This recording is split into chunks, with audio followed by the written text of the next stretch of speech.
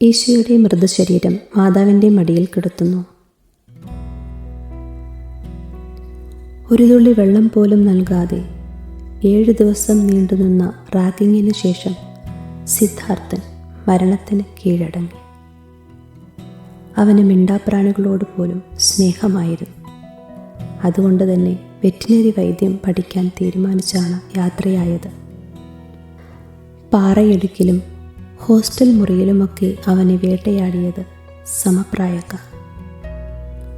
സ്വപ്നങ്ങളുമായി പോയ മകൻ, അവൻ്റെ സ്വപ്നങ്ങൾക്കു മരണം സംഭവിച്ചു. അകാലത്തിൽ പൊലിഞ്ഞു. അമ്മിഞ്ഞ കിനിഞ്ഞൊഴുകിയ അവൻ്റെ അമ്മയുടെ മാറിടത്തിൽ നിന്നും കനമുള്ള ചോരയൊഴുകി. അത് ഈ മണ്ണിനെ നനച്ചു. കുതിർന്നു പോയ മണ്ണ് ഉണങ്ങുന്നതിന് മുൻപ് അഹാബ് മരിച്ചു. ടോയ്ലറ്റ് ലോഷൻ കുടിക്കണമെന്ന് ബലമായി റാഗിങ് ചെയ്തു. അവനെ കുടിപ്പിച്ചു. അന്നനാളത്തിന് പൊള്ളലേറ്റ് അഹാബും യാത്രയായി. മക്കളുടെ ചേതനയേറ്റ് മൃതശരീരം ഏറ്റുവാങ്ങുമ്പോൾ